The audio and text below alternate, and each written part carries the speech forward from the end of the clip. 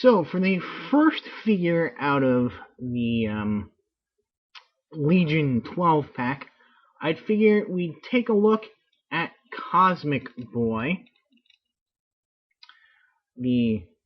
one of the founding 3 members of the Legion, and the Legionnaire most associated with the leadership position. Now, many Legionnaires have led the team, but I believe that Cosmic Boy has led the team the most over the years. Get up really close. I do like the face and head sculpt, the hair in particular. Not so much the teeth, though. I don't mind open mouths, but for some reason, the 4 Horsemen and Mattel seem to have this problem with teeth, and the teeth can look somewhat goofy, if you ask me, on some figures when up close, but from a distance they look a little bit better. This is one of those cases. I think they're too much into sculpting the individual teeth and not into just giving us maybe just a separation between upper and lower and maybe the front 2 teeth. There's something about the teeth that is off. However, out of all the figures that do have that teeth problem, his is the least offensive, I think. They're not deal breakers. They do sort of lessen the aesthetic of the character. Now, he's got a very slight body. I call it the teen buck here, the older teen buck. I got some nice little details here on the boots, the gauntlets here, or gloves. His little disc thingies are tampoed on there, as well as the little 4 things on his stomach there. Paint-wise, it's okay. I have a lot of very minor quibbles about the paint jobs with a lot of these figures.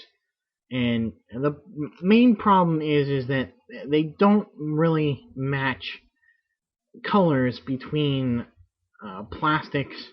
That is that the colors that they use are a little bit different between different body parts, which use different kinds of plastic, I'm assuming. You can tell there are slight color differences between the legs here and the knee section and the thigh section, as well as on the chest area and the arm. A lot of them, they just don't quite match. And, you know, again, if you kind of look at it from a distance, you may not notice it, but in certain, under certain light conditions or up close, it really becomes apparent. And that's unfortunate because the paint jobs are really quite good.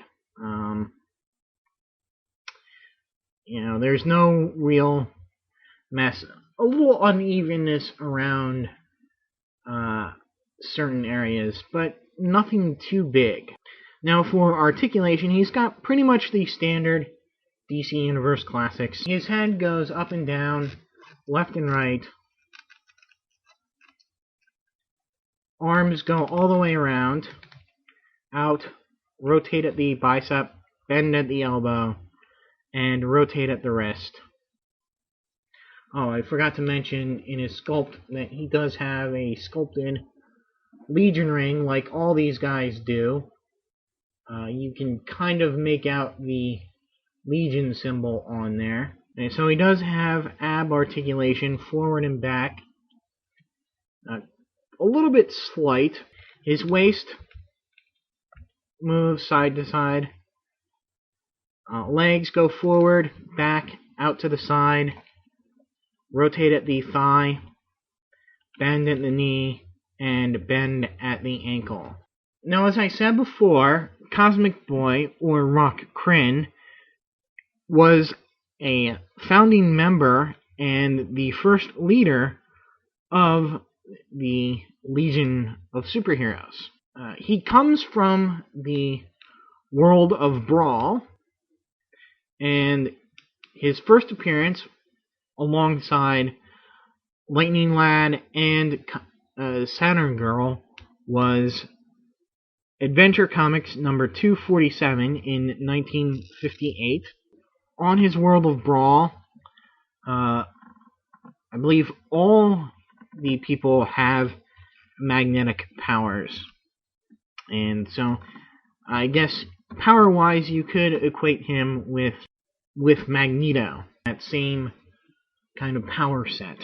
Now, he does have a brother, Paul, who joined the Legion of Substitute Heroes and was made a sort of replacement for him when he went off, took off from the Legion for a while, and he was known as Magnetic Kid.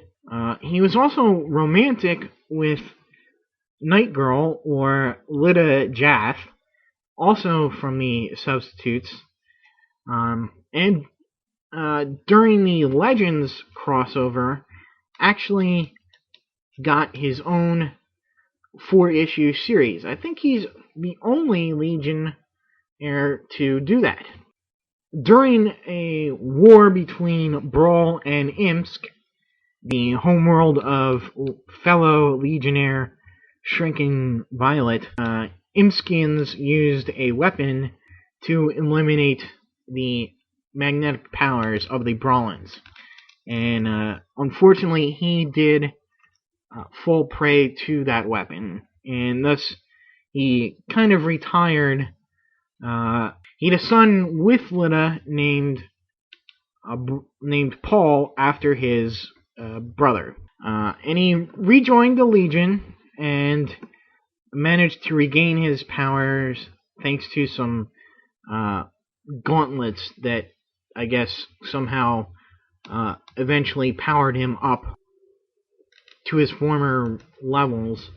However, they affected his mind negatively, and he kind of went nuts a little bit.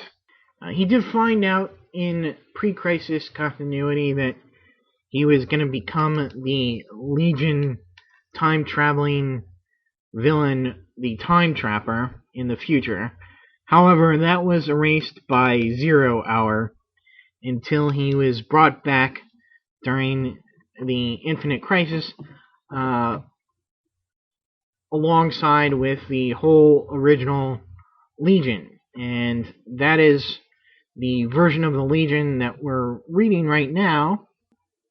It's kind of tricky as to where it picks up in the old Legion continuity. Most of the continuity has happened, but some stuff has not happened. So, not being a Legion expert, I can't comment as to what really took place or didn't take place.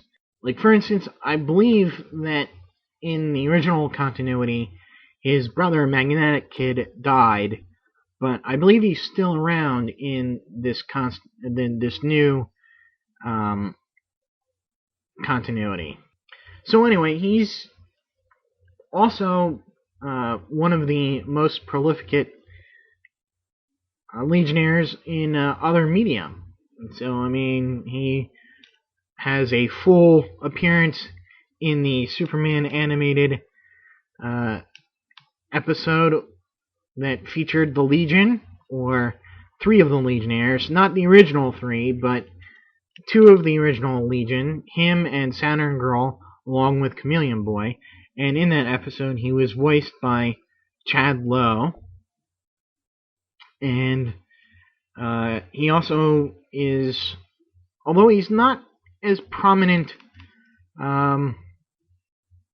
in the series, the Legion of Superheroes series that came out sometime after, he is in there quite a bit, and he is voiced by Will Wheaton of Star Trek Next Generation fame. And he's also had a live-action appearance on Smallville, portrayed by Ryan Kennedy, and he's actually the only reoccurring Legionnaire in that series, because he makes a comeback in one of the later episodes, just him. Yeah, so that is Cosmic Boy. Stay tuned for more reviews of the Legionnaires from the DC Universe Classics 12-pack, available only from MattyCollector.com. And until my next video, I'll see you.